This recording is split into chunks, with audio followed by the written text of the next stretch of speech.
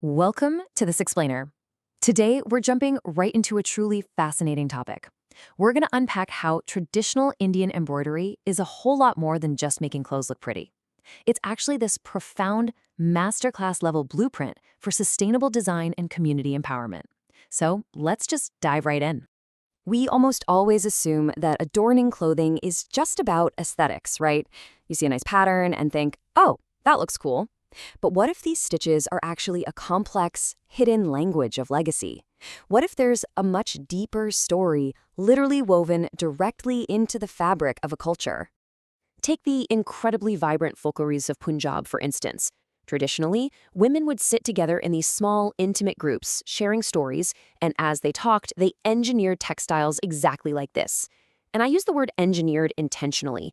These weren't made to be sold at a market. They were crafted for the home, meticulously designed to carry love and family histories across generations. Literally, every single stitch held a memory, a hope, or a piece of their shared life. Here's our roadmap for today. 1. Woven into cultural fabric. 2. Two streams of craftsmanship. 3. Kantha and optimal utilization. 4. Refugee art of visible mending. 5. Empowering the craft communities. And 6. A circular blueprint for tomorrow. Section 1. Woven into cultural fabric. The geography of stitches.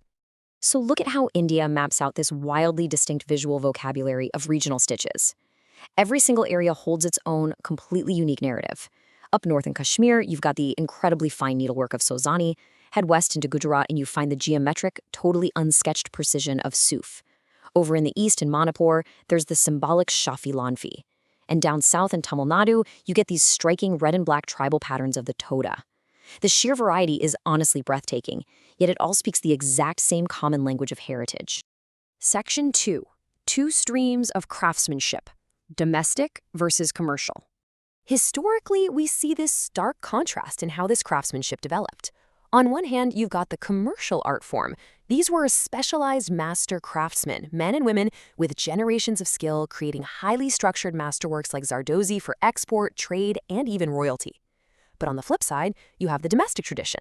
Here, the creators were women, working collaboratively. The goal wasn't money. It was totally intimate. It was about creating for the home, imbuing the fabric with personal stories, much like that fulkawari we just looked at. Section 3. Kantha and optimal utilization. The mechanics of sustainability. And this brings us to a really crucial point. In this context, sustainability isn't some modern corporate buzzword somebody cooked up in a boardroom. It is the cultural construct of optimal utilization. It is a deeply ingrained ancestral habit designed entirely to maximize the lifespan of a textile, basically transforming what we would just call trash into objects of renewed strength. This concept of optimal utilization, well, actually, it's not just sewing, it's engineering. Notice how discarded fabrics, like old saris, form a top layer. They're combined with repurposed yarns in the middle, resting on a base textile. And what holds this whole shebang together? The running stitch. The needle acts as a binder, creating immense structural integrity. It is a literal engine of longevity, giving old, tired fabrics an entirely new life. And this genius method of repurposing isn't just an isolated parlor trick. It forms a nationwide taxonomy of quilts. In West Bengal, they call it Kantha. In Bihar, it shows up as Sujani and Kehetha. In Haryana and Gujarat, you've got the Gadari. And down in Karnataka, the city quilts. It's this massive shared philosophy of resourcefulness spanning the entire subcontinent. Section 4. Refugee. Arts of visible mending. Think about a busy neighborhood corner. You know how there's often a local cobbler sitting there strengthening shoes to last just a few more miles? That exact same ethos of care is woven into Refugee, the age-old art of darning.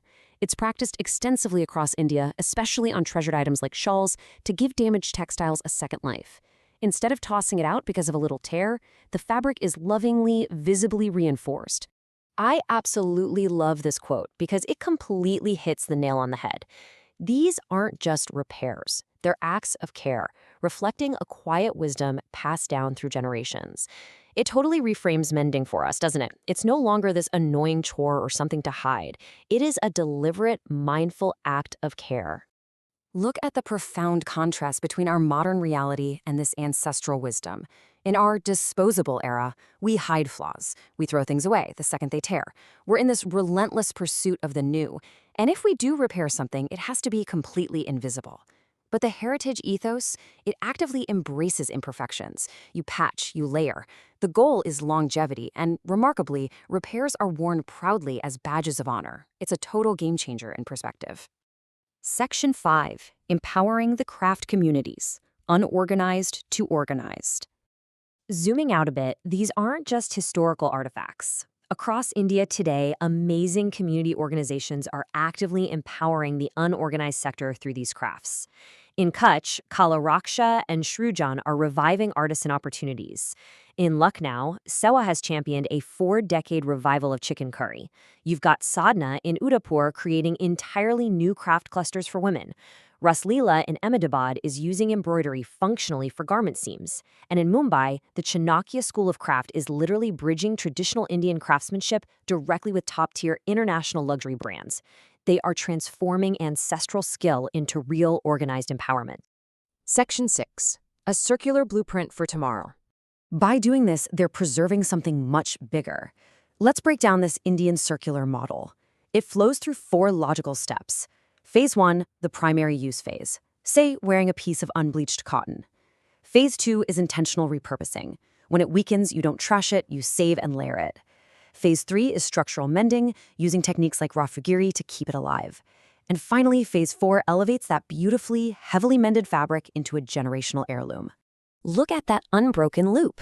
It beautifully illustrates how these ancestral habits of mindfulness and reuse form a continuous cycle. The core takeaway here is huge. Preserving these crafts is absolutely crucial because it's not just about saving art, it's about preserving a desperately needed sustainable blueprint for the planet. As we wrap up this explainer, I really want to leave you with a thought to chew on.